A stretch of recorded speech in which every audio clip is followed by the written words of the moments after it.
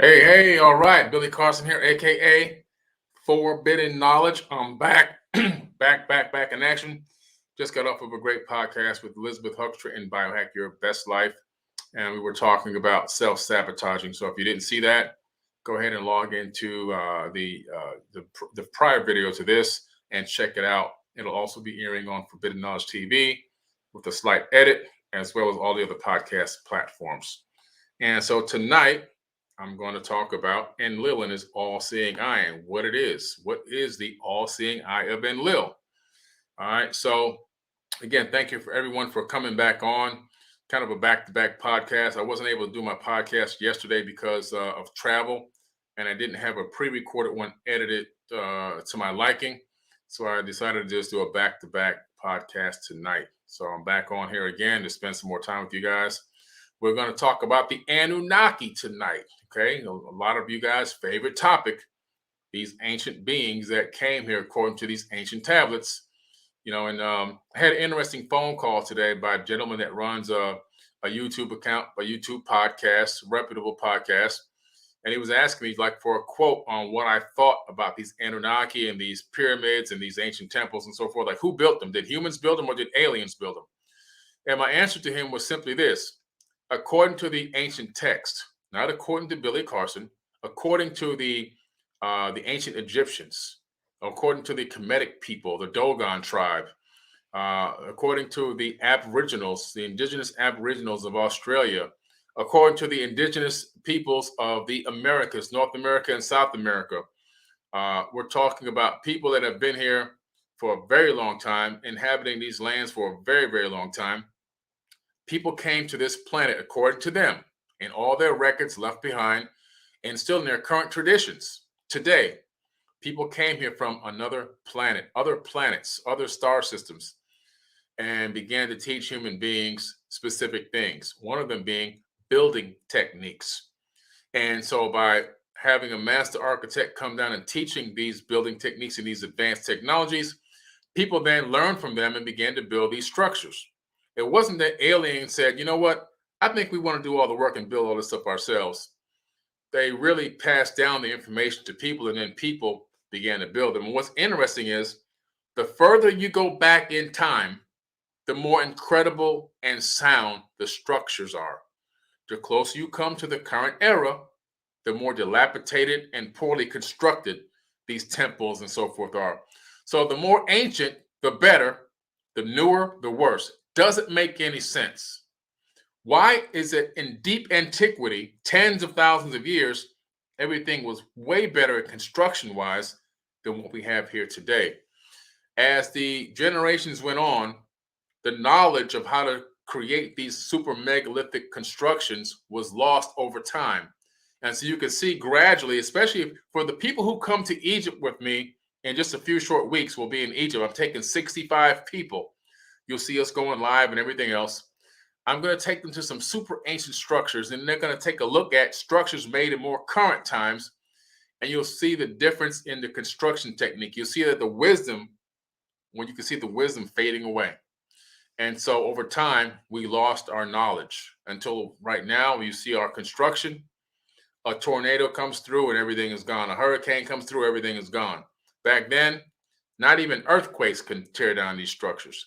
So pretty interesting. But that's my answer. My answer is beings taught human beings, and human beings built those structures based on the teachings and under the instruction and guidance of these beings. And then over time, as these beings were long gone, over time, the techniques either got shortcutted, got lost, different catastrophes and calamities happen on the planet. Again, more of the knowledge getting lost and forgotten as records and information and instructions and diagrams disappear, and everything is going off of just memory and hearsay. And so fast forward into the future, you don't have the great structures anymore. We can barely build a building that can last 10, 20 years without maintenance happening every single week. Pretty interesting. If you don't believe me, go into an old neighborhood where you got foreclosed houses. Go look at a house that's been foreclosed for about 5, 6 years and see how it looks. It looks like it's about to collapse in just a few years. It can't even withstand a few years of being untouched. So pretty interesting. Pretty interesting. Anyway, Courtney Russell says she has the Emerald tablets. Thank you. Thank you so much, Courtney Russell, for buying the book. I appreciate that. All right. Let me go ahead and get started here. So tonight I'm going to talk about Enlil and his all-seeing eye. How did I come across this theory of Enlil having an all-seeing eye and putting it into my documentary, The Black Knight Satellite? Well, it's pretty interesting.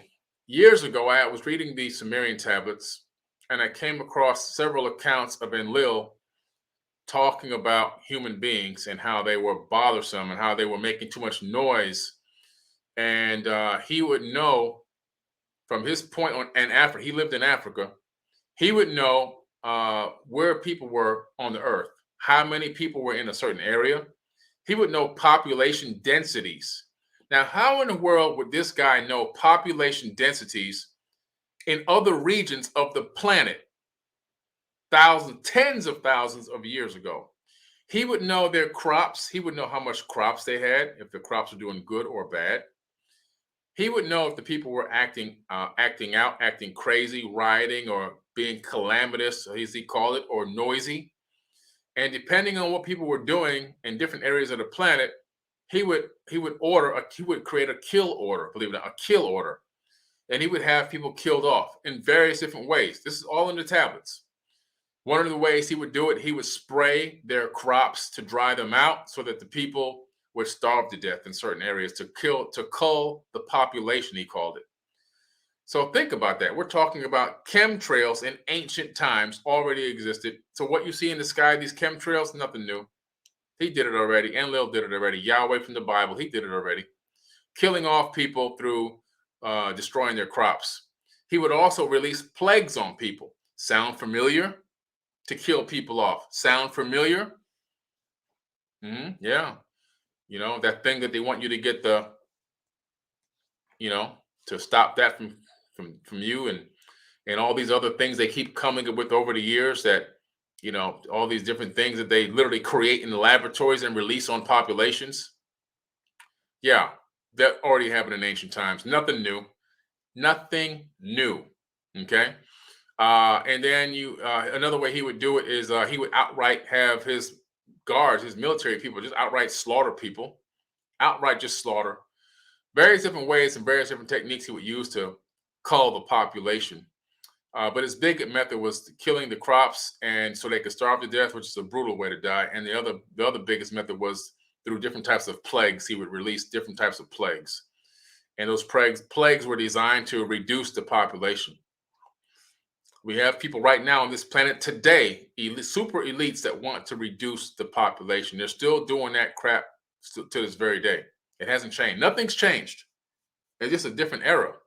But the techniques and so forth that were used back then, still being used right now. Hadn't changed. And so in my research into all of this about Enlil, I came across the fact that he had this capability of knowing the population densities. He knew about their crops, who had the better crops than who was prosperous, who wasn't, and again, who was making too much noise. And I'm like, how in the world can you know all of this? He claimed himself to be omnipotent and omniscient, though that's what made it into the Bible. God's supposed to be omnipotent and omniscient, all knowing and all seeing and everywhere at all times. To me, if you take away the spiritual, magical aspect of that statement and analyze that statement by understanding technology, how can I, Billy Carson, right now today, become omniscient and omniscient? How can I be everywhere all at once and know everything at once? There's an easy way for me to do that today. Number one, I got a smartphone. This smartphone can give me everything, tell me almost everything I need to know, right? And then the second thing is the smartphone is connected to the internet, which is connected to satellites. And those satellites I can log into satellites all over the world, and I can see what's going on anywhere on the planet right now. I can tap into camera systems, public access cameras right now from my phone. My car, I drive a Mercedes-Benz. I have a Mercedes S-Class. I always keep an S-Class since 2002, one of the most incredible cars for everyday driving because they're so safe.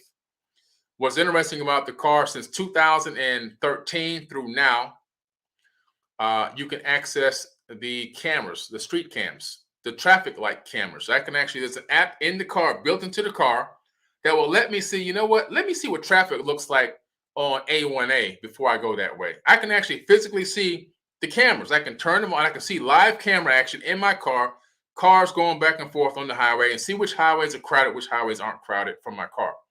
Giving me that omniscient ability. Between that and my smartphone, I now can see and know everything and be everywhere at all times. So you see, when you take the spiritual, magical sky daddy wizard with a magic wand out of the picture and analyze it from a technological standpoint, you begin to realize that we're talking about a guy who had technology. This is how he knew about this. The Sumerian tablets say he had something called the tablets of destiny. And these tablets of destiny would have communication capability. They would have capability of seeing images on the screen that let him see things happening on the planet. He can even transmit information back to his home world through these tablets of destiny. And he had control of some type of weapon through these tablets of destiny, which is why people tried to steal them. And they actually got stolen a few times. And it was said whoever had control of the tablets of destiny had literally control of everything in this galaxy. Pretty interesting. And so he had the tablets of destiny as well. These crystal tablets that can display all this information. What kind of tablet can display information today that looks like a crystal tablet? Well, it could be your iPad. It can be your cell phone, right? These devices that we have right now, very similar. And so on my device, I was in here earlier, it was getting hot in this room, and we finally figured out which controller, which app it was to control the air conditioner in the room. We tried for the whole time we were on the podcast. Elizabeth was sweltering in heat because there's so many lights in here. That's my new studio. I'm sitting in my brand new studio, and we got all these lights and stuff, right, to get the right lighting and so forth. And so it was hot, but we couldn't figure out the correct app to use. I was on my crystal tablet trying to activate a device that would cool us off.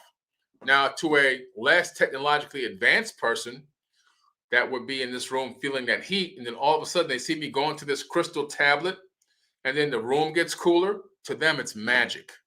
To them, it's absolute magic. To me, it's just an app and some technology, right? This is basic stuff. I can control my thermostat from my phone. We just moved into this house. We didn't know which thermostat it was because this house has 5 AC units. That's how big the house. It's got 5 units. I didn't know which one to turn off and which one to turn on. We finally figured it out after the show ended. But now it's cool in here, right? It's cool in here. The air's pumping on me. I feel great. But to a person who has never seen a crystal tablet, to a person that's never seen an central air conditioning unit and the vents that bring the air in, to them, I accessed this magical realm and I manifested cool air in the room because I'm a god.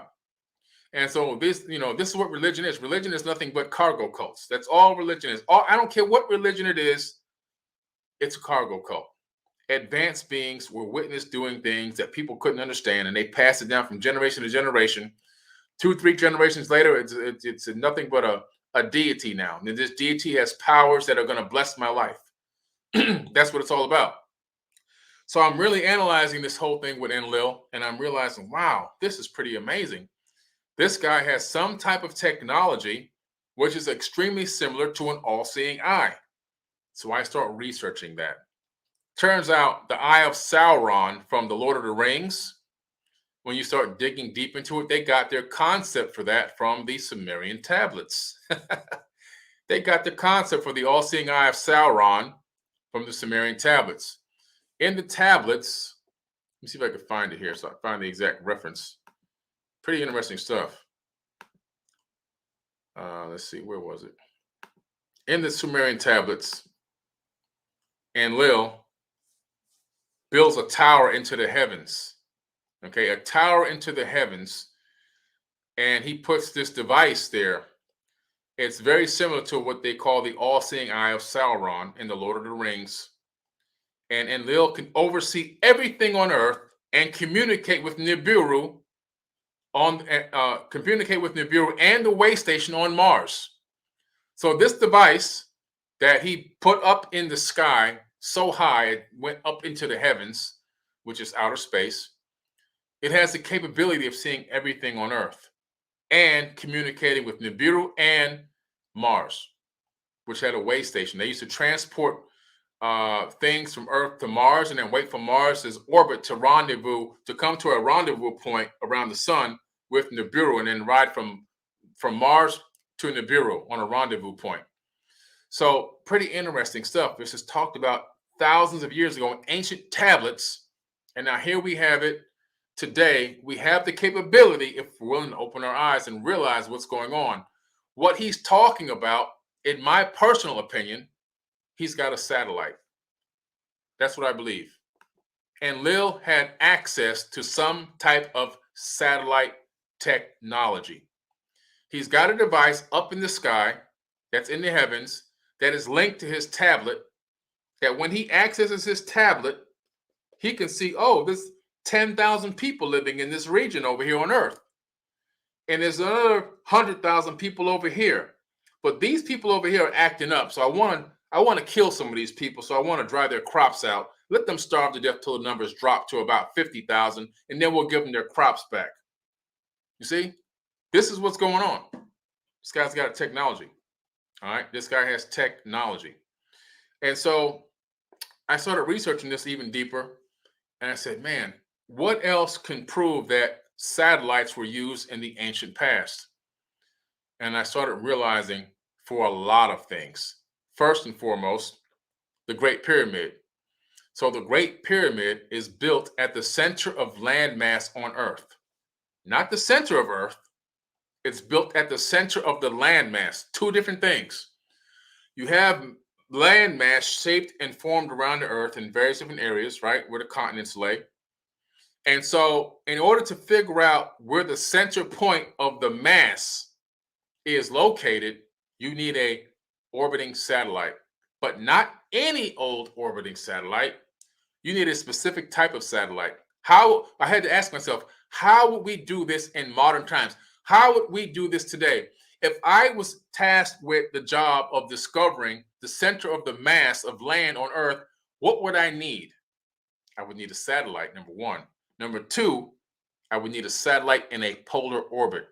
You can't have a satellite orbiting around the equator. That would not give me the data I need to find the landmass, because I wouldn't be able to see the entire planet. I would need a satellite that orbited the Earth this way, from pole to pole, and as the Earth spins on its axis, it would be able to take a swath of data at a time as the Earth is spinning on its axis and as it orbited pole to pole. And they can then take, through computer data, we can stitch that together and we can create a complete grid map of everything on the entire planet. We can see topography, we can see depths, heights, we can see mineral content, we can see water, depths of oceans. All that information can be done through a polar orbiting satellite only. So what this told me was that in ancient times, in order for Enlil to be able to see everything going on Earth, he had a polar orbiting satellite. It's the only way to see everything going on the entire planet. And then now in modern times, we know that's the only way to be able to pick out these types of sites, to pick out the center of landmass. So in ancient times, again, the people of the land of Chem, long before the dynastic area of Egypt even started, there was a polar orbiting satellite. What else can the polar orbiting satellite do? If you look at the Great Pyramid, you come up with some very interesting numbers, okay? Some very interesting numbers. Let me see if I can pull up some of these numbers for you and go over them with you right quick, because this is interesting stuff. Stuff that proves that you have to have a polar orbiting satellite in order to come up with these numbers, okay? And so I'm going to pull up, let me pull up one of these right now and just read through some of these numbers from my own calculations that I've come up with over the years. All right, let me just pull it up real quick. And you'll find that, again, you need a polar orbiting satellite to be able to do this. Okay, let's pull it up here. All right. Here we go. Now let's see. See if we have it here. Okay, found one. I'm looking at my notes here. All right. So now with the Great Pyramid, the tropical or calendar year, the length of the base is 9,131 pyramid inches, measured at the mean socket level, or 365.24 pyramid cubits, which is the number of days in a year. The perimeter. Now, in order to know the number of days in a year, you need to understand understand orbital cycles. The perimeter of the base divided by 100 equals 365, the number of days in a year as well. So you can calculate the number of days in a year by the stones in the Great Pyramid, the dimensions of the Great Pyramid. Okay. You can calculate the tropical year. You can calculate the sidereal year. The length of the antechamber used as a diameter of a circle produces a circumference of 365. Again, this is all built into the way that the pyramid was constructed. It's built to tell us now in this modern time through mathematics that these people were super advanced and they knew everything already. So here's something very interesting. The height of the pyramid times 10 to the ninth power represents the mean radius of Earth orbit around the sun, or the AU, the astronomical unit. So the distance from Earth to the sun is an AU, 1 AU, astronomical unit. That can be calculated through the pyramid construction as well. Now, the question here is, how do they know what an AU is? How do they know the distance from the Earth to the sun? You need technology to learn that. You can't detect the distance from Earth to the sun just by looking with your human eye. You need technology to be able to calculate that. They were able to do that tens of thousands of years ago, as I believe the Great Pyramid is at least 36,000 years old, at least, in my opinion, at least. The mean distance to the moon is the length of the Jubilee passage times 7 times 10 to the 7th power. That equals the mean distance to the moon. Incredible. Here's an interesting one. The sacred cubit times 10 to the 7th power equals the polar radius of Earth and the distance from the North Pole to Earth's center. All this can be calculated by the way the pyramid was constructed.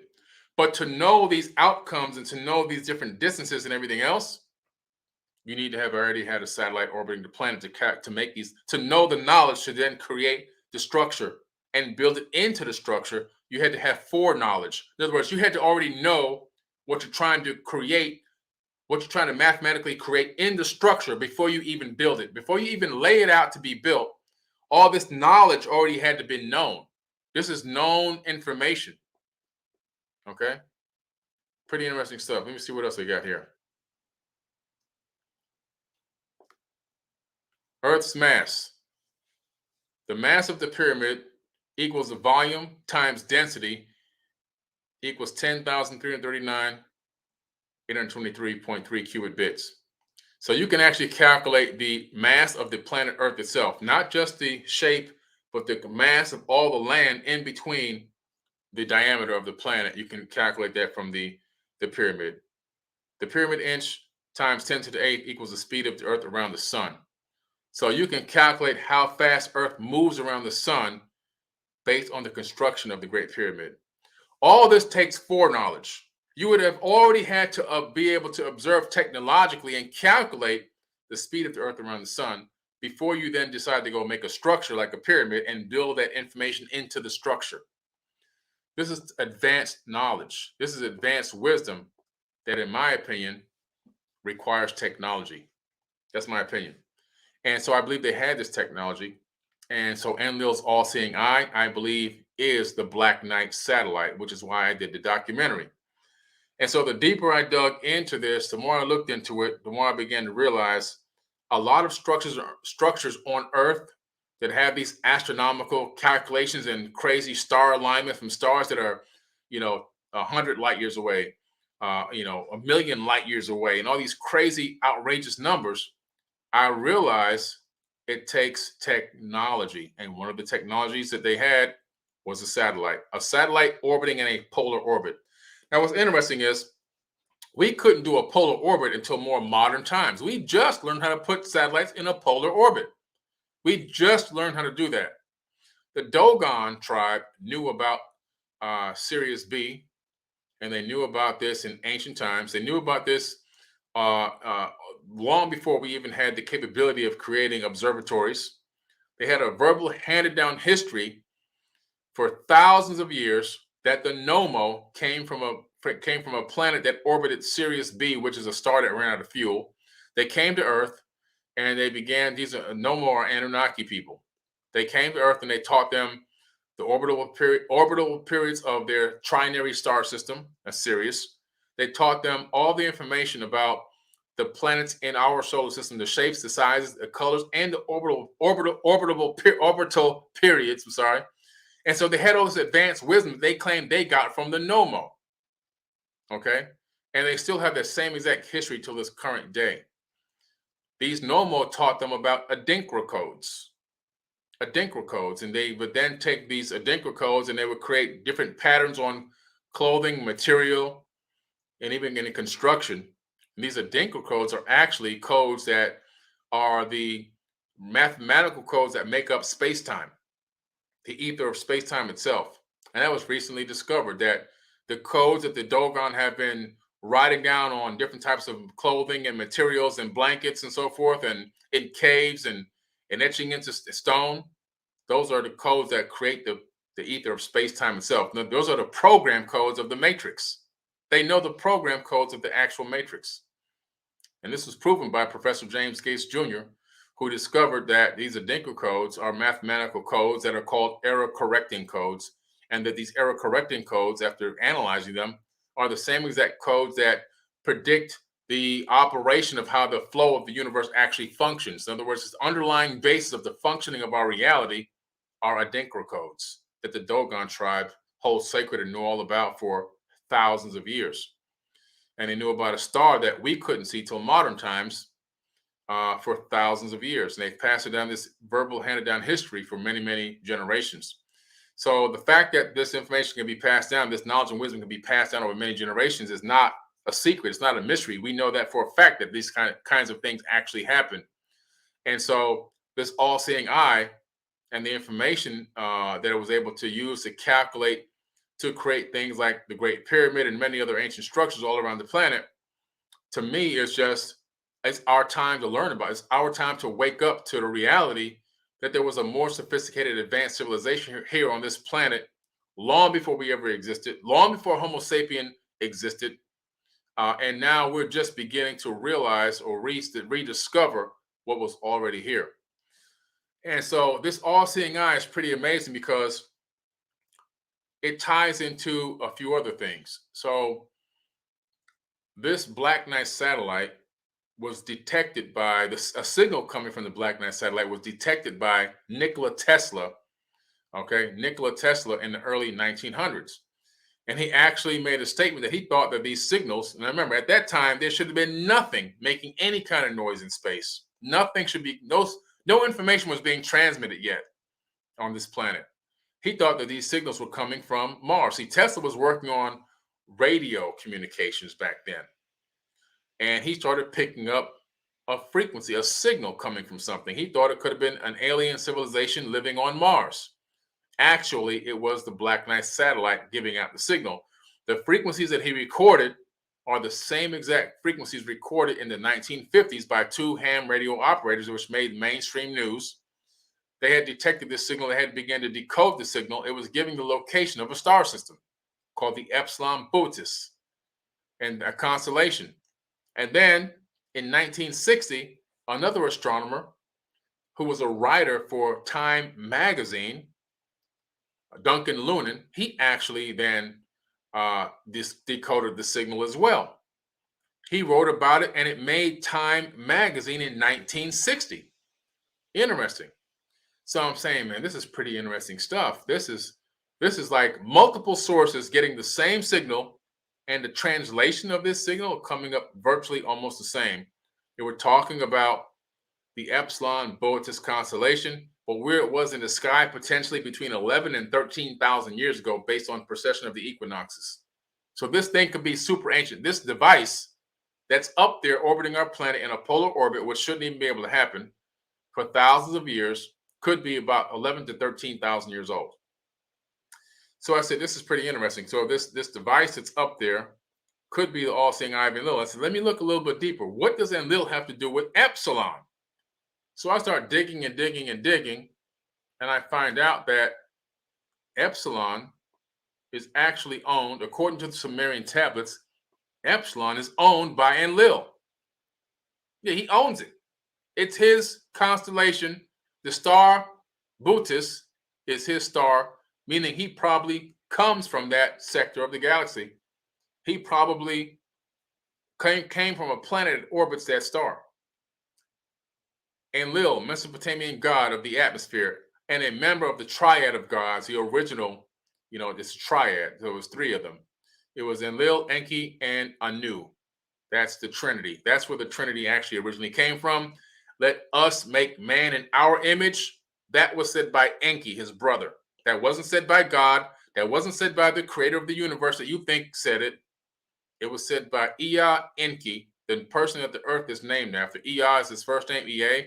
Ki meaning earth. That's the ancient translation into earth. Earth is named after this Anunnaki. So if you had any doubts about who the Anunnaki were, the planet you're on is named after one of them.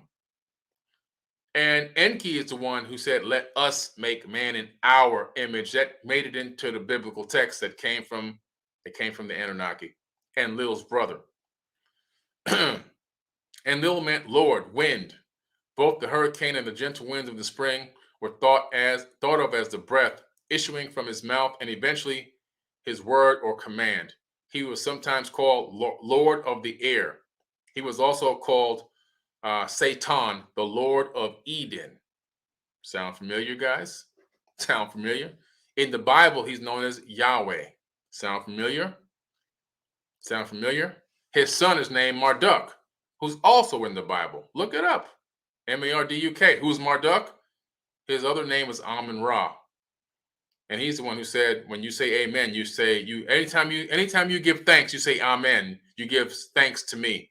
So that's where amen actually originates. It originates from Enlil's and Enki's bloodline.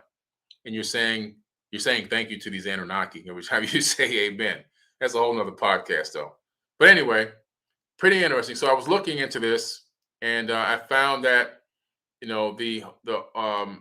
the constellation itself, or the constellation itself and the star, was attributed to Enlil, and that he had ownership of the Epsilon Botis constellation, which is pretty interesting. So I said, wait a minute. We have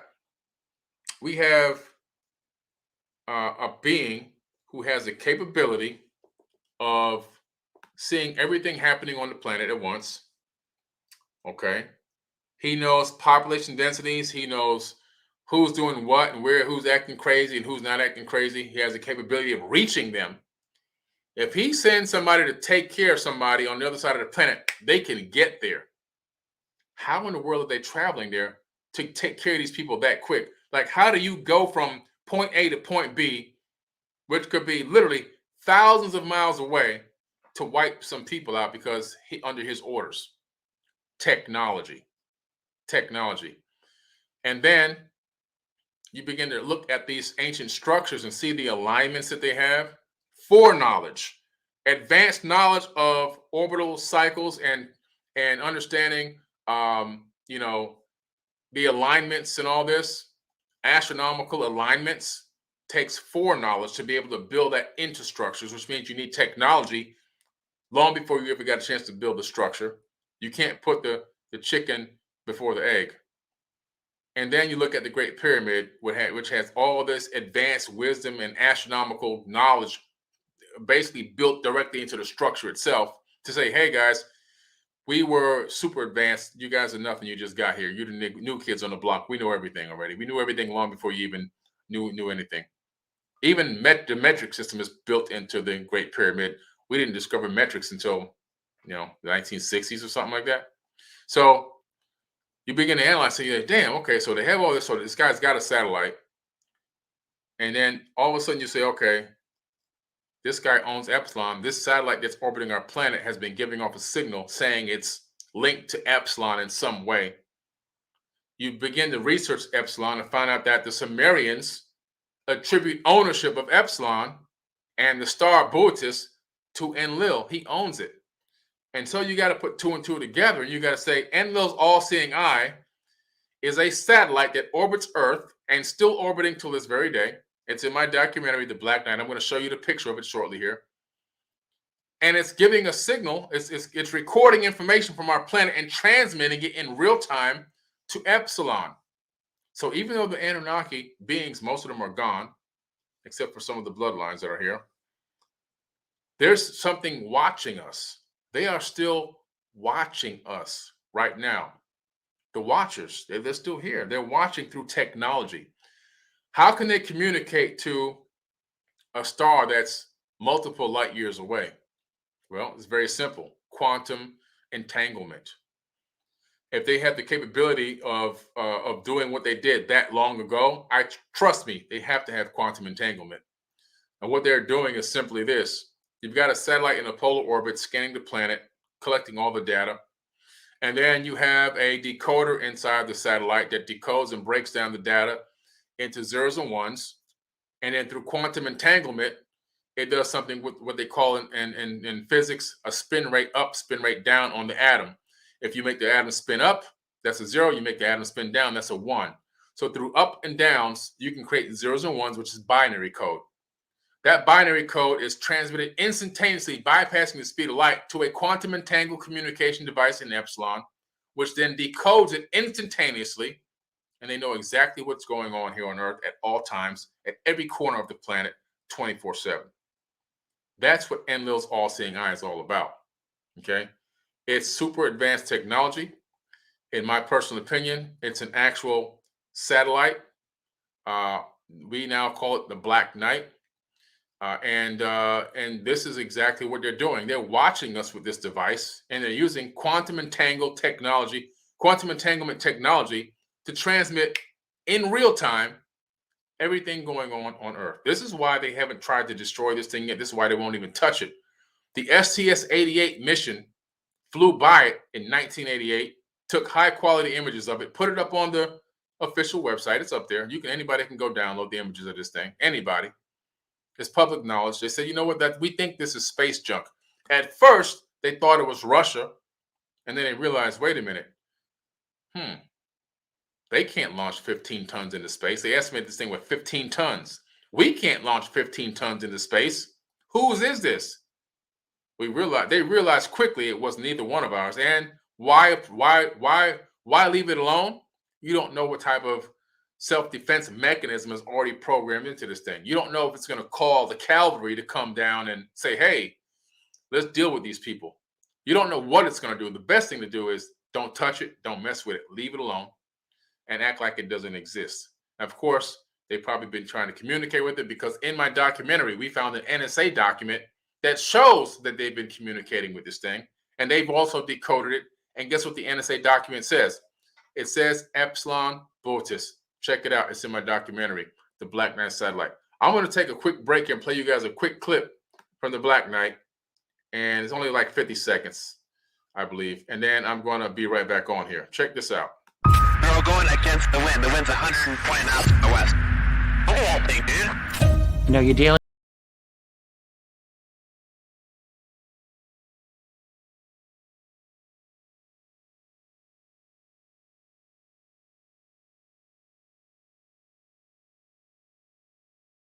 This is something that is intelligently made. Somebody is watching us. We should at least know who it is and why. The watchers were called the messengers. Yes. They keep watch on us because they're thinking, well, perhaps they're not going in the right direction. This is an actual NSA document. They are talking about communication through specific frequencies and then how we could communicate back with ET. Houston, this is Discovery. We still have the alien spacecraft under repellent. This Black Knight is somehow correlated with the Boötis constellation. I think there's a lot more to it.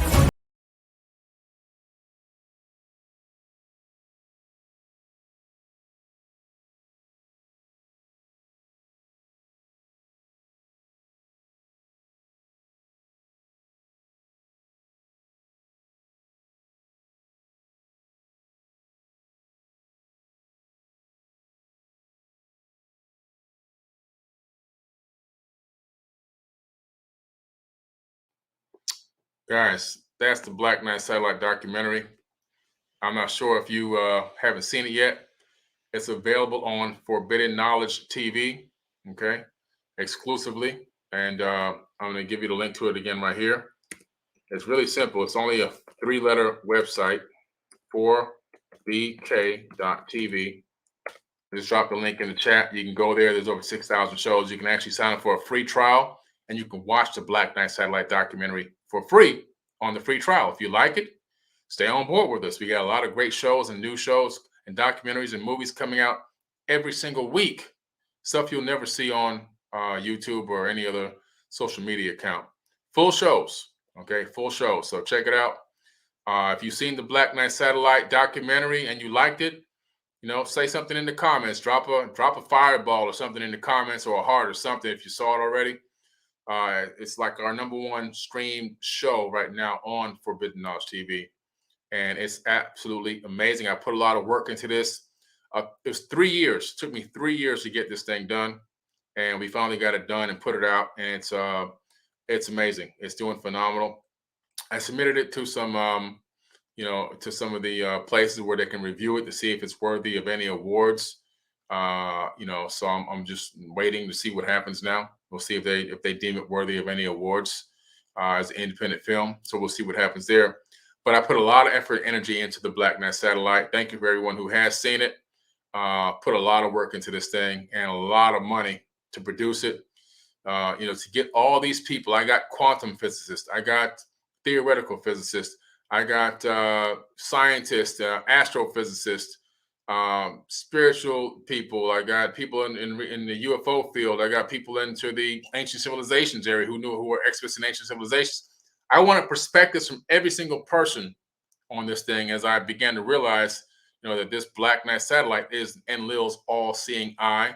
And this is what he used to see everything going on the planet. And he was able to communicate through this device back to Nibiru. This is why I'm telling you that he knew they had the capability or the technology of quantum entanglement. Because I don't know if you understand this, distances in space are vast. If you were actually, let's say you were in a spaceship out by Jupiter right now, and you wanted to send a message back to Earth, it would take about 3 months for that message to get back to Earth, and then about 3 months for the message to get sent back to the response to get sent back to your spaceship. That's traveling at the speed of light. And so that information is traveling fast, but it's really traveling very, very slow. And so the only way to beat those types of speeds in deep space like that, you need the ability to travel, have information traveled on a quantum entangled frequency. That's the only way. Otherwise, forget about it. You'll be out there all alone. You won't be able to ask for help or anything. So for him to be able to communicate back and forth from Earth to Nibiru using this eye, which is the Black Knight Satellite, he had to have quantum entanglement built into the satellite, which means this satellite is communicating with somebody consistently as to what's going on this planet. And so when people, are wondering, well, when are they going to show up? When are they going to show themselves? They've shown themselves. The evidence of their existence is all around us and is right above us as well. We just aren't opening our eyes and seeing it. It's right here. And this is actually one of the biggest stories never told, which is why I did the documentary. Other than some, bland YouTube videos kind of reading over basic information that everybody already knew, nobody ever dug deep into it like I did. Nobody's ever pulled the veil open and went behind the veil on this thing. And so that's why I created this documentary. And I think it's going to really open a lot of people's eyes and make them more aware that there's something else going on. And there's other people in this universe that are monitoring us, that are watching us on a consistent basis to see what the heck we're doing and what we're going and what we're going to do. I have a new show I'm working on right now, putting out based on the testimony of nuclear physicists, the testimony of nuclear silo armed guards, people who guarded nukes in missile silos owned by the United States, people who actually had the arming codes for nuclear devices, the arming codes. This is the people, that's where they worked there. They were able to arm nukes and disarm nukes And so you'll hear their own testimony within this show I'm working on right now, as they're talking about the UFOs that would show up in broad daylight at work at the missile silos and deactivate the nuclear codes, hack in and deactivate the nukes in broad daylight while they were standing there. Think about some of the most hardest jobs to get in the world. One of the hardest jobs to get in the world is not even being a president. The hardest job to get in the world is having the code to all the nukes and knowing how to activate and deactivate them and guarding them. That's probably some of the hardest jobs to get in the world. And these guys say people came there in ships, hacked into the nukes live in broad daylight, on camera in front of everyone, and deactivated the codes. Pretty interesting. They call them flights. So these nuclear silos are called flights. That's the technological proper name. They're called flights. So these UFOs will show up at flights, and then they would begin to deactivate nukes. What are they doing? What is this all about? They're letting us know that whenever they want, they can stop us, and there's nothing we can do to stop them. And so it's not a threat. They're not saying, hey, we're going to hurt you. What they're saying is, you see these nukes? We're not going to let you launch them. They went to Russia and did the same thing. You know what they're saying? You guys think you got power? You ain't got nothing. We got real power. Like, we have the real power. And so when you see this video with these eyewitness testimonies from credible sources, people who actually were former military that guarded these things, rocket scientists that coded these things, then you'll see what I'm talking about. It's the real deal. It's the real deal. And so these beings are still coming here and checking us out. They're still watching. How do they know what the heck's going on this planet? Why would they come here at that time to start playing with our nuclear devices and shutting them down? You know, they saw what we were doing through that device. They got the information. They got the upload of the data, right? The video feed, whatever it is.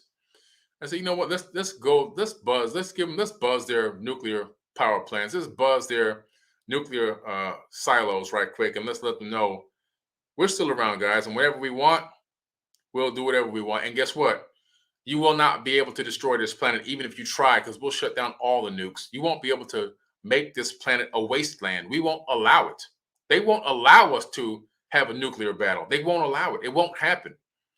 The Cold War is a farce. The Cold War is a joke, and they knew this. Russia and America, they both knew this. They made a lot of money off the Cold War. They made trillions of dollars off of the fear of the citizens, thinking that there was a potential nuclear war that was going to go down, when it was never going to go down, not in a million years, because they had been warned already, and the nukes had been deactivated many times. Not once, not twice, dozens of times over the years, dozens on both sides, letting them know, hey, you're not going to be able to launch, not to attack and kill, not to destroy this planet, because they still need this planet. There's a lot of resources on Earth, and they're not going to let this planet go to waste. This planet is an oasis in the middle of nothingness. And so this planet is extremely rare. It's a rare gem, and they're not going to let this planet get destroyed by us. But that eye is out there. It's watching. It knows everything that's going on. It sees our advancement. It knows which direction we're going in, which direction we're not going in. And they're going to step in to prevent complete destruction of the planet. If we had a way of killing ourselves without destroying the planet, they probably wouldn't even care. But they're not going to allow this planet to go to waste. They're not going to allow this gem on the outer band of the Milky Way in the middle of nowhere, in the suburbs of space. They're not going to let it go to waste. They're not going to let us destroy it. But yeah, so the all-seeing eye is that. The all-seeing eye is the Black Knight satellite. So if you haven't seen it, guys, you got to go check it out. You got to watch the documentary. It's available on Forbidden Knowledge TV. You can watch it on your TV if you have Apple TV. Just go to your Apple TV app store, get Forbidden Knowledge TV. If you have Roku or Amazon Fire TV, get the Forbidden Knowledge TV app. If you have an Android phone, go to Google Play Store, get the app. If you have an iPhone, or an iPad, go to your iOS app store and also get the app. It's a free download. Or just go to the web, 4bk.tv, and you can stream it right from any device that has a web browser. And like I said, you can get a free 3-day trial, and you can watch the documentary. It's about an hour and 15 minutes, hour and 20 minutes max, and it's pretty interesting. And by the way, when you watch the documentary, when it gets to the credit roll at the very end, don't turn it off. After the credits roll, I have a little special gift for you at the very end of the documentary. At the very, very end, just like you do with the Marvel comics, Marvel movies, and these other movies, there's this little nugget for you at the very end. Wait till all the credits scroll, and then at the very end, I got a little gift for you at the very, very end. All right. So I think you're gonna love it. But that's what I believe the all-seeing eye is of Enlil. He had the capability of seeing things on the planet, all over the planet, and it's pretty interesting. Is like I said before, is the fact that he owns Epsilon. You see, we think that we own a nice house or a nice car. We're doing something big. Man, I got a nice car. I got a nice house. I got a yacht. I got an airplane. There's people out there that own planets. There's people out there right now, and I do mean people. I ain't talking about no gods, no magical sky daddies with wands. People, flesh and blood people that own planets. There's people out there that own constellations of planets. There's people out there that own stars. There's people that own sectors of a galaxy. They own an entire sector, they own. I'm trying to tell you, there's levels to this game. Human beings, what we know as humans, Homo sapiens sapien, new kids on the block. We just arrived. Less than a blink of an eye. 200,000 years on geological timescales is less than a blink of an eye. We know nothing. We know zero. We know nothing. We just learned how to tie our shoes, and we can't do that too good either. We can't even tie our shoes that good. I see people with shoelaces out all the time. We can't even do that. We can barely take a good bath. And people walking around with stink booty. We just got here, guys. We just got here. We know nothing. We can barely wipe our mouths and wash our hands properly. There's people that have been here in this universe for millions of years ahead of us. Now think about this. Think about what we did in 100 years, what we actually did. At 100 years ago, we were driving in horse, buggy, and carriage. 100 years ago. Fast forward 100 years.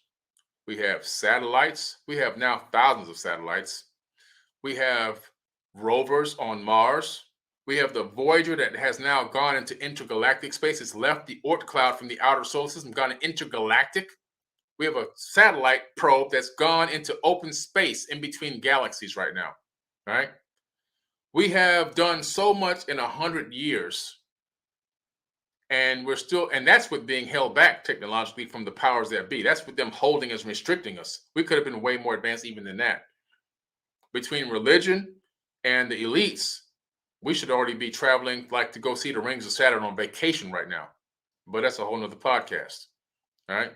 A whole other podcast. But regardless, look where we came even with suppression. Look where we came even with oppression.